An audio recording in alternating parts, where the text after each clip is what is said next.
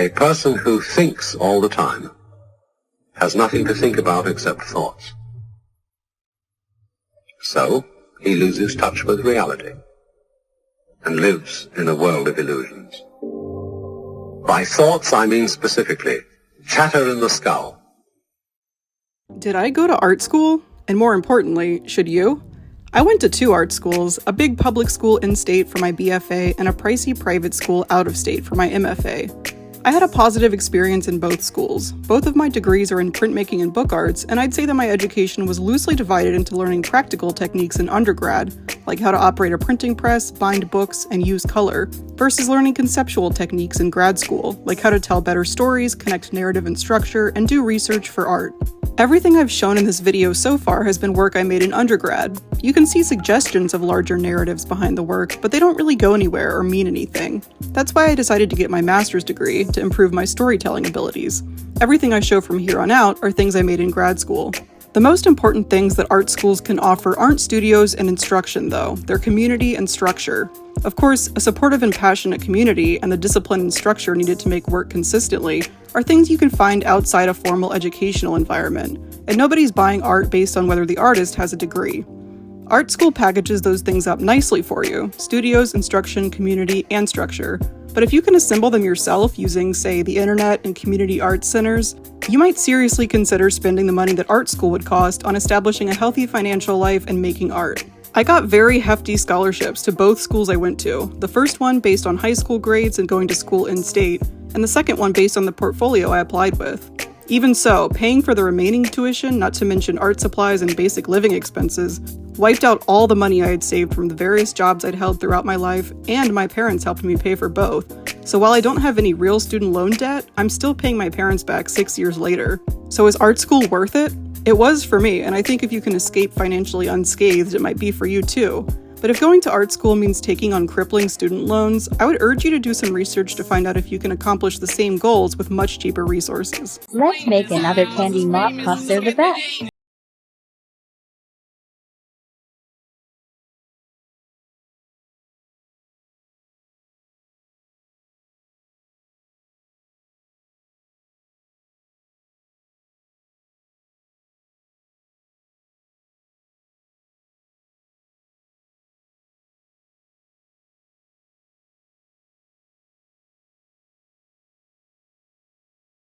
Bunch.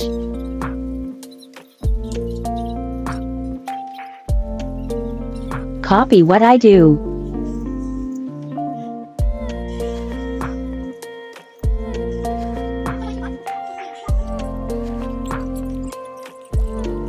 There's your candy mop. Easy pencil position that helps you write or draw longer. This is my pencil position, so if you have the same one, this will work for you. After I draw for a while, I always get sore. If you take the pencil, you put it between your middle and your pointer finger like this. It'll allow you to have the same dexterity that you would in your other position. It'll also help with the aches and pains and prevent carpal tunnel.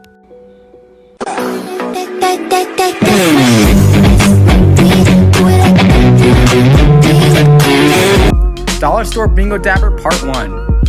This is a Jot Bingo Dabber. I got this from the dollar store. Let's crack it open and look at it.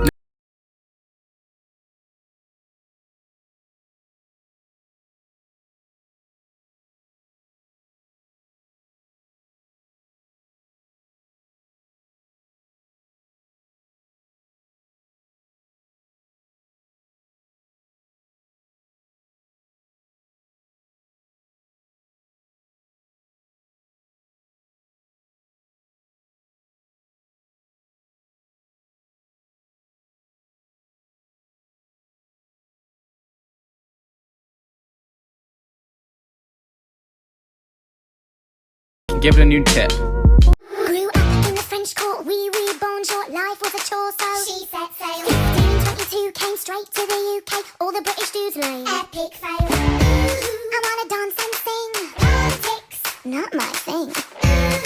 But then I met the king.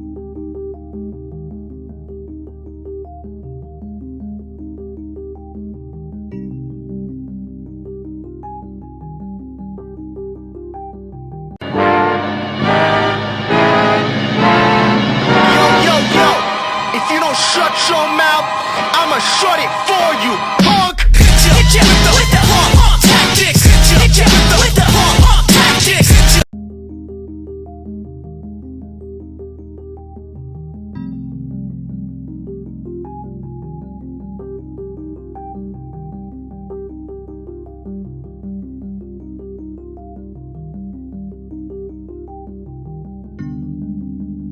You draw a lot, but can you put your art in a head turn?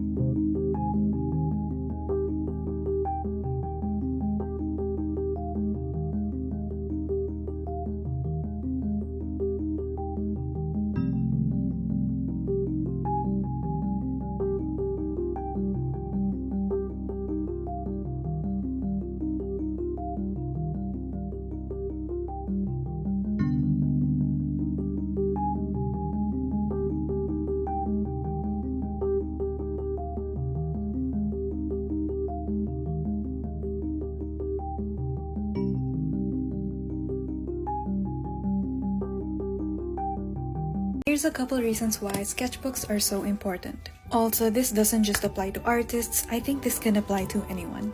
First reason is that it's a place for you to do anything. You have the freedom to express whatever idea you want, from doodles, writings, or anything that's on your mind. There's no rules in what you place in your sketchbook. Second, having a sketchbook helps you build consistency in your practice. When you get into the habit of doing something in your sketchbook, you'll eventually see the patterns of your work, and this will help develop your style. Third, it's a great place to refresh your mind and look back at if you have any art block.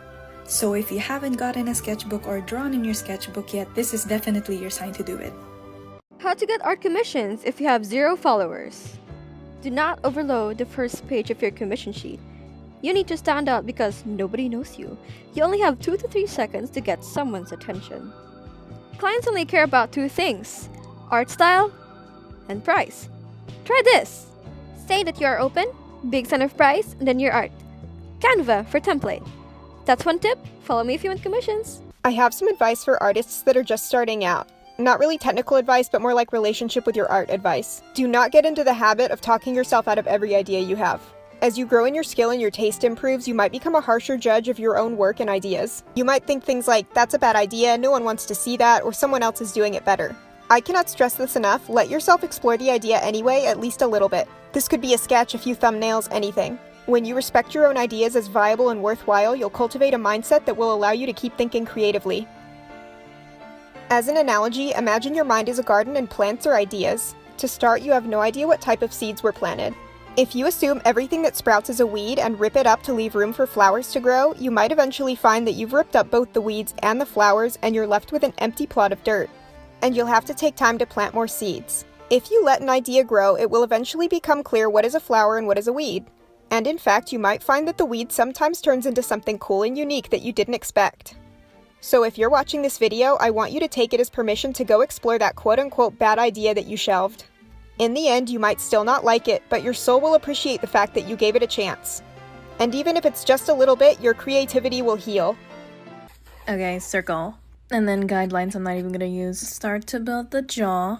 Now with Toka, she has like pretty sharp eyes. Like just add a shit ton of eyeliner, and then she has baggy eyes, so add a bunch of lines under those eyes. I always shade the top half of my eyes and then a little line in the middle. That's how I draw my noses, so yeah. Now draw the mouth. Don't fuck up like I did. So yeah. I'm fixing the jaw because I made it too long. I cannot see jack shit from this angle, so anyways, draw fangs because she has fangs. Eyebrows up because she's kind of crazy. I'm gonna shade the eyelids more because I want to. I'm gonna add her blush. This part is kind of hard to explain, but just draw a bunch of rectangles going down. And at the end of these rectangles, draw like a sharp triangle. A big strand of hair, yes. Ears, so she can listen. Erase, erase, erase. And then I'm gonna add some more blush, cause yeah. Add a bit of a curve at the top of the bangs, cause they're bangs. Now draw a messy oval at the side of the head, cause that's where her bun is. Now form the top of her head, hair bun again. Now add random lines to like show the overlapped hair to form the bun, you know. Now form random strands of hair outside of the bun. Just put it everywhere. Go crazy, like her. Add more lines to show overlapped hair again. I add little lines across the bangs because that's what I do with hair in general. Cleaning up the top of the head, draw the top of the bangs, and then lines across the back. Neck. I'm drawing her outfit from the top of my head, so this is probably wrong, but just do it yourself. I'm gonna be lazy with the rest of the drawing, so hand, arm, other stuff. Okay, and then boom. Let's make a mini purple mop. I got this nice travel size roll-on deodorant, bought it from the dollar store, but that ball's no good. We need to replace it. So we're gonna crack it open and then pry it out. Then after that, you're gonna wash it all out. Then you're gonna use some sort of small tool to pry open that white plastic. This is what was holding the deodorant ball. And we're gonna clip out this little crosshair thingy. We're not gonna need that, it's gonna get in the way. For the nib, we're gonna use a combination of a nice purple felt roll and some sponge. Making sure my sponge piece is bigger than the opening. Then we're gonna roll it up like some nice looking sushi. Final touch is to fold it in half, and now we gotta stuff it into that plastic ring. Here I'm using that little metal screwdriver to really jam it in there. Always test fit before you fill up. We're gonna be making some purple ink with some pink and blue flow pen ink. Pour that in there and then pop in your nib. Please be warned that DIY mops are always leaky, so don't wear nice shoes when you're writing with one. Here the ink looks really black, but I promise you it's a purple. I promise. Love you, homies. What's this? It's an art project. Okay, I like it. Picasso.